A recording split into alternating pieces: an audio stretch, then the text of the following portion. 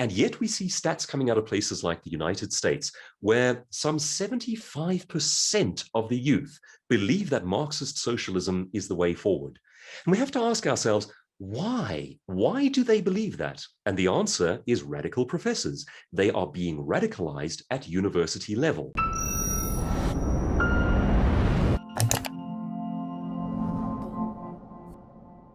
A wave of political correctness is sweeping the world. What are the potential consequences of this?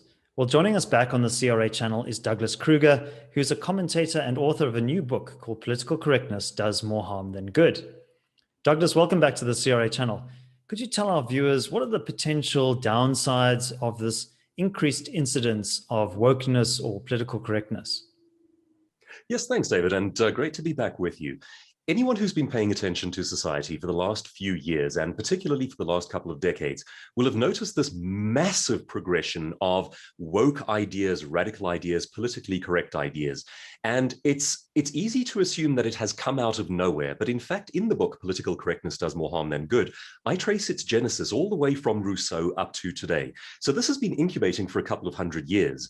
And my great fear about this is the possibility of a new dark age. Now, that may sound melodramatic on the surface of it, but a dark age is not what we think of stereotypically when we think of medieval peasants reveling in the mud and creating scenarios that make for good memes on Facebook. A dark age is in fact defined by one generation's inability to transmit its values to the next generation. And I think something important has changed here. Over the past 3,000 some years, we have been engaged in this project of building human civilization. And the process follows something very much like the scientific method. Everything that doesn't work slowly but surely gets weeded out and discarded. Everything that does work prevails and becomes a part of the superstructure of civilization, and we live with its benefits today. I think for the first time in human history, we are embarked on this radical project of trying to knock out the underpinnings, and we have made the assumption that you can do so safely. And I think we're heading for trouble on that one. And you see it in small instances like attempts at canceling doctors' use, and you see it in more serious instances like the attempt to gut and eradicate classical thinkers, the idea that maths is somehow racist.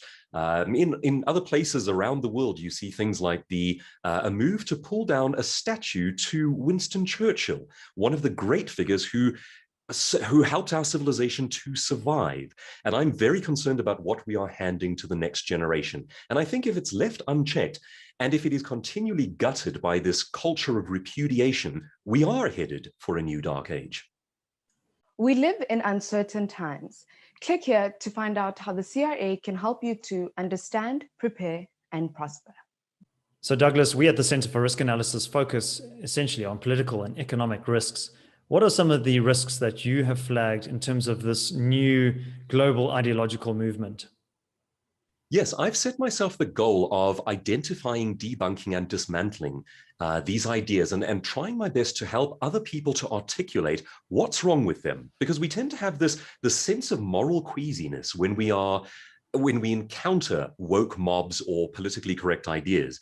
But it's often very difficult to put your finger on what exactly is wrong with it. And I like to try to help people to articulate these things, particularly because they are coached in terms of fairness and justice. And I point out that when carried out as prescribed, they are anything but. So if it were your goal to bring about, to engineer a new dark age, here are just 5 ways in which you can actually go about that. And I think as we go through this, you'll see these mechanics at play in the world around you. The first one is you encourage diversity, but only approved diversity. Now, diversity is perhaps the watchword of people who practice political correctness. And on the surface, it sounds like such a good idea. It's about welcoming people into this ever-expanding first-person plural. It's about more welcoming societies and so forth. But if you're paying attention, you'll notice that it's only about the kind of diversity that is approved. Now, we look at this and we wonder where it comes from. It was engineered by a man named Herbert Marcuse. And Herbert Marcuse effectively, I'm going to use the word infected academia some decades ago. And his core idea was the opposite of the scientific method. If the scientific method is about vetting what works and discarding what doesn't, His recommendation was that to be more inclusive, we should ignore the vetted ideas. He called them, in order to sound more sinister, these were now the embedded ideas. And here we start playing with ideas of power structures. Instead of an idea being scientifically or academically vetted throughout human history, now an idea is embedded, and that is sinister. So his proposal, and this has become mainstream in academia, which of course then impacts the rest of us down the line, is that we should ignore the embedded or vetted ideas and focus only on the radical. And that is the very heart and soul of far left politics, which says we don't value the past and we don't carry forward what we have learned. We are not about the preservation of old values. We see something sinister in that. Instead, we are about constant revolution. And that is straight out of Karl Marx. His idea was that there would never be an end to human history because there would be constant revolution against the old order. So that's the first way to do it. You encourage diversity, but diversity is a ruse word. It is everything but the civilization that we have built up. Number two, you carry out the same dynamic on a bigger scale using the tech and the media platforms. I don't think we need to bang on about the idea that the media tends to be incredibly biased in one direction these days, but let's just look at the tech platforms. I was fascinated last year to see one of the Google executives hauled before the US Congress for once again shutting down and censoring information toward a certain viewpoint. And as part of these hearings, they asked the executive, how do you define fairness? How does Google understand the word fair? Now, for you or I, brought up on some 3,000 years of civilizational evolution, we would probably define fair according to right and wrong or truth and mistruth. They don't. They point out that their understanding of fair is the suppression of voices in power and the uplifting of marginalized voices. And that's pure Marcuse. That's the exact same thing once again. It's not about who is morally right or wrong. It is not about any concept of truthfulness. Instead, it is those who have been around for a long time are obviously sinister, and those who do not have power are clearly in the right. And quite aside from Marcuse, this comes to us from a very toxic philosopher from France named Foucault. It's this idea that there is no truth, there is no good or bad, there are only masks for power. And that is the kind of thinking that we are seeing disseminated by the world's biggest tech platforms.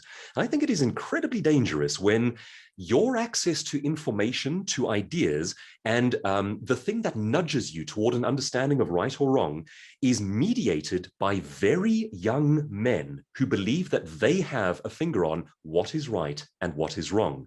And here, of course, I'm referring to the CEOs of Facebook and Twitter, who have been astonishingly effective at curating information recently.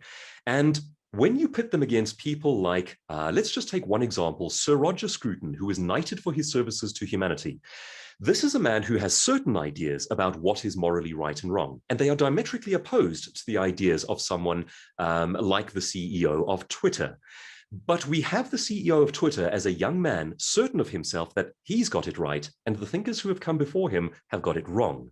So that's technique or idea number two in terms of how you engineer a dark age. You cut off the values of the past. You make it difficult for one generation to disseminate them to the next in any grand form.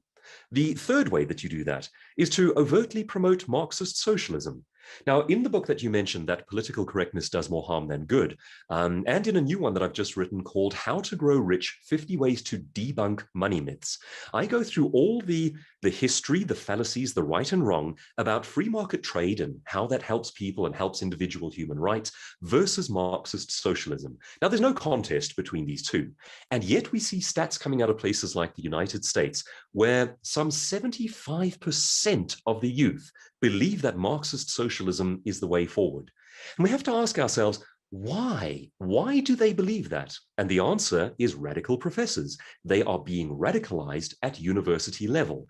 And the professors will often openly state that their goal is to break down everything their parents taught them and to instill a new and radical and revolutionary world view.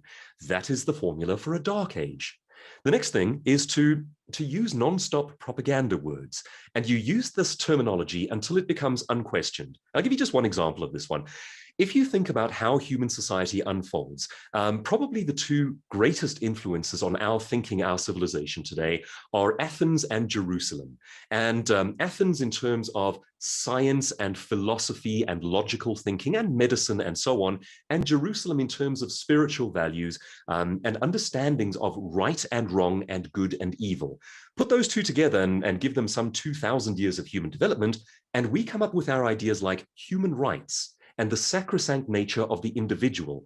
And we owe that to the people who have come before us. Now, I think that one of the best things that we do is to raise up our children and to make sure that they can live better than we did. I think that as human beings, as a species, as mammals, the best thing you can do is make life slightly better for your children. So how on earth do you vilify that? How do you break from that past and create a generation that does not value that? Well, it's actually quite simple. You just relabel that dynamic with a bad word. You call it privilege. Now, how often have we heard this word privilege over the course of the last 10 years? In the media, in public discourse, we no longer even speak about merit. We no longer even speak about what is good about a civilization that raises up its children and tries to do well for the next generation. We have come to call that privilege. There is something very wrong with that idea, and I think it is very dangerous. And the fifth way in which you engineer a new dark age is to proliferate hate speech laws. Now, hate speech laws are just such a prime example of something that poses as kindness and sounds good. Because why on earth would we allow hate? Well, when you start digging into these things, you start to discover that hate speech laws protect as sacred everything that attacks our inherited civilization. And they protect these things even as they attack our inherited civilization. Now, we can go into great detail on this one, but I'll give you just a quick example. One of the sort of the PC fads that we've been seeing recently, and some of the places around the world have started legislating against this and saying it's child abuse, is this idea of transgenderism among children. Now, I know the history of this. I've documented it in my book. It begins with a man, a fraudulent scientist, and frankly, quite an evil man by the name of Dr. John Money. Dr. John Money established this idea that we now all take as settled that gender is a social construct. The experiment in which he determined this resulted in the death by suicide of his two child subjects. This was, and there's much more to that story, this was a profoundly evil man. And yet we take that as scientific knowledge today, and hate speech laws determine that you cannot speak out against it, nor can you question it. Now, when you have verifiable science in conflict with hate speech laws, and hate speech laws winning out, you have a societal problem on your hands. That stultifies conscience and speech and the possibility of transmitting good ideas to the next generation. Now, David, there are many other ways in which we are actively engineering a new dark age by which we will not transmit values to the next generation, but those are just 5 of the primary ones, and I think some good examples of what concerns me when I speak about political correctness. So Douglas, what are some of the strategies that ordinary people, common sense folk can use to push back against this rising tide of wokeness? Well, there are many things that we can do, and let me give you just a few useful starters. The very first one, I had the chance to chat with Gareth Cliff about this, and he expressed it so well. He said the primary casualty of political correctness is the truth. So step number 1, have the courage to speak the truth. And that implies that you are going to be speaking out against woke mobs. You might be the only voice, but someone has to speak the truth. Have the courage to do so. That's the banner headline. In terms of more practical things that we can do, I think we need to get postmodernism out of our schools, and particularly poisonous thinkers like Foucault. Foucault is the most cited thinker in the humanities today. And this is a man who, firstly, doesn't believe in science or right or wrong, which is why we have discussions today about how maths might be racist, which I think would come as a great surprise to the ancient Chinese, Arabic, Indian thinkers from around the world who have contributed to this objective language of mathematics. But Foucault, here's a passing thought on him. This is a man who asserted that it is child abuse not to permit underage children to have sexual relationships with adults. And he is the most cited thinker in the humanities today. So we have to get postmodernism out of our schools. It is undermining and destroying the civilizational benefits that we are trying to pass on. The next thing, and a practical one, institutions that champion classical liberalism, freedom of speech, freedom of conscience, and so forth, have to actively oppose hate speech laws. And this is a tough one because they have to educate the public on why there is something wrong with a hate speech law. And the law, I mean, the phrasing itself makes it sound unassailable. It sounds like if you attack it, you are obviously in favor of hate. But what is happening here is they are shutting down conscience, they are shutting down truth, and we have never had a society in human history that has censored its way into good health. It always goes in the opposite direction. And I think also we need to be able to articulate and teach why certain inherited ideas are superior to the radical ideas that are being proposed. And I'll give you just a very quick example of that one. When we talk about free market trade versus Marxist socialism, I always teach that the first thing you need to say to an opponent in a debate, or the first thing you need to know, is that there are only three ways to get human beings to do things. They are love, trade, or force. Those are your only options. Now, what happens under Marxist socialism is we are effectively conned into believing that socialism equals love. It does not. It equals force. It must be done by an all-powerful central government. And that in every instance, in every historical instance, has become a tyranny. Now, love, by which we do things because we care for each other, such as charity or raising our children, is eminently compatible with free trade. There are some interesting stats that go with that one. For example, the United States is still seen as the world's leading capitalist nation. It is also the world's most charitable nation, both in terms of outright giving to others, outright spend, and it comes in the top 3 in terms of hours donated to charity. Now, by contrast to that, the world's leading socialist nation, China, ranks last when it comes to charity, last in the world. And I think that tells us a great deal about this idea of pitting kindness and love against economic systems. Now, if people could articulate that, we would not be facing a scenario in which the majority of the youth think that this represents kindness. So being able to articulate these ideas and express why the civilization we have built up, which is so hard won, is in so many ways superior to what is being proposed as a replacement, I think is half the battle won.